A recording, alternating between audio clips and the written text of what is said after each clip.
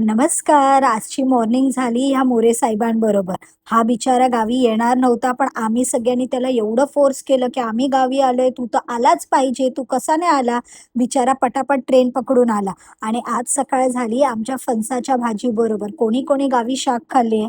म्हणजे छान असा झाडावरून फणस उतरवला, त्याला साफ करून मस्त नाश्त्याला आम्ही शाक खाल्ला. त्याच्यानंतर आम्ही रेडी झालो. रेडी होऊन चाललो होतो आम्ही आमच्या मांडावर. त्याच्या आधी जरा थोडेसे फोटो काढून घेतले.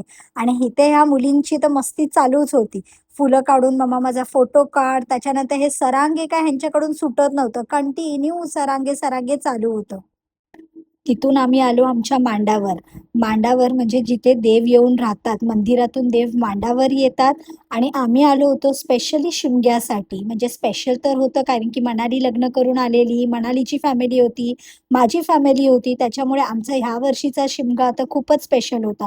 आणि इथे ह्या मुलींना ड्रम दिसले. ह्या मुलींचं छान एंटरटेन झालं. जोपर्यंत आम्ही 1.5-2 तास लाईनीत उभं होतो, तोपर्यंत ह्यानी छान मजा केली. हे आहेत आमचे देव गांगोरवळणात. आणि खरंच आमच्याकडे शिमगा खूप स्पेशल असतो कारण की आमच्या गावामध्ये वेगवेगळ्या गावातून लोक येतात. तुम्ही विचार करू शकता 5,000 प्लस लोक जे आहेत आमच्याकडे पालखीला येतात. म्हणजे आमचं गाव केवढं ब्लेस आहे की आमच्या गावामुळे, आमच्या गावाच्या शिमग्यामुळे की आजूबाजूची लोक सुद्धा आमच्या गावामध्ये येतात. आणि इथे देवाला नैवेद्य दाखवत होते, त्याच्यामध्ये मस्त ढोल ताशे वाजवत होते. आणि त्याचबरोबर आम्ही सुद्धा आमच्या ज्या माहेरवसनीच्या ओट्या आहेत, त्या आम्ही ओट्या भरून घेतल्या देवाला. ओट्या भरून झाल्यावर देवाला एकच गाराणा घातला, "देवा सगळ्यांना सुखी ठेव, कोणाला काही त्रास नको होऊ देस आणि दरवर्षी आम्ही असेच सहपरिवार शिमग्याला यायचं नक्की ट्राय करू."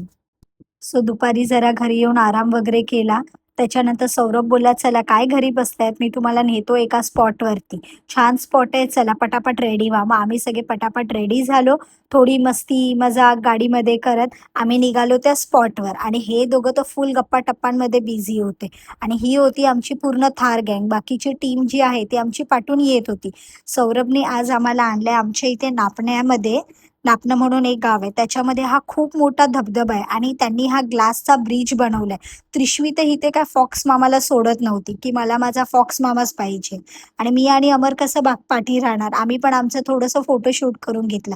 आणि हा पूर्ण हा ग्लासचा ब्रिज आहे. म्हणजे लिटरली खाली धबधबा आहे मोठा आणि त्याच्यावरती हा काचेचा ब्रिज आहे, ज्याच्यामध्ये तुम्हाला पूर्ण खालून धबधबा वाहतोय आणि खूप म्हणजे खूप प्लेझंट एकदम क्लायमेट होतं तिकडे. खरंच ग्लास ब्रिजवर जाऊन तर मन एवढं शांत वाटलं आणि काय रिलॅक्स वाटत होतं यार तिकडे.